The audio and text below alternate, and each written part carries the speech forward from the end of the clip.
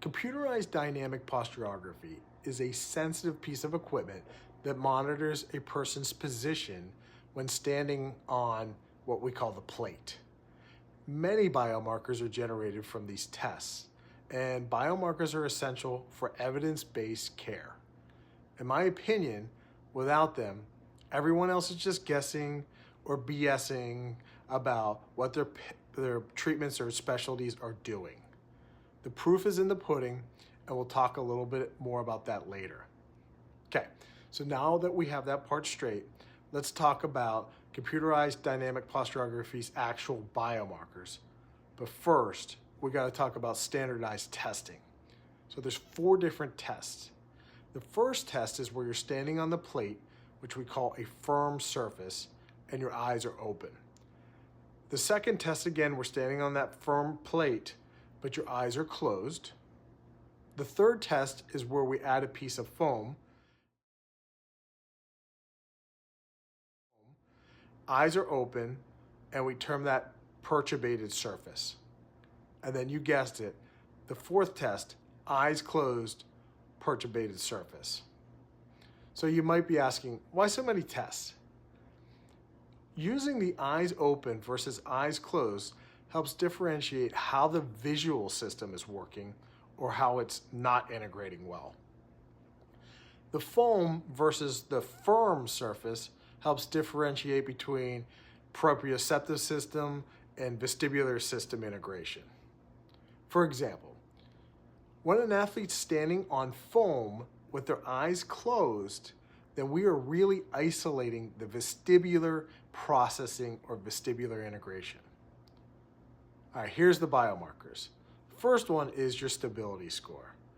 The software will give a score in comparison to normative data for the subject's age. These scores will be recorded for each of the 4 tests, and we can compare future results to the initial study. The second biomarker would be center of pressure. It is a finding that relates really to the first one where you're standing on the firm surface with your eyes open. This is where the center of the body's mass or the center of the body's pressure is. And we look at on like an X and Y axis. So if you're right in the middle, you would be at 0.0 or 0, 0, meaning that you're equally distributing your center of mass from your left side to your right side, so you're putting pressure evenly, and also from the front to the back. It's a huge biomarker, is called a posterior center of pressure, and nobody wants this. This means that you're putting more weight on your heels and you've migrated backwards. These correlate with orthopedic findings, central nervous integration issues, and they're a biomarker that we always want to improve. Let's talk about the third one, fatigability or adaptability. This is calculated in the second half of the testing time. During the test, are you getting better? Then yes, you're adapting, and the software will give you a score. Or are you fatiguing and getting worse as the test goes on? And again, the software gives us a score. So here's how brain-based care works.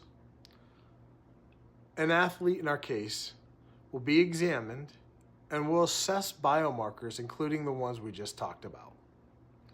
Then specific treatments are performed to increase plasticity in a deficient area of the central nervous system. Then we will repeat computerized dynamic posturography, which is one of the tests, and we'll compare the biomarkers. If the biomarkers are improving, then proof is in the pudding. No more like, yeah, it looks like you're doing better.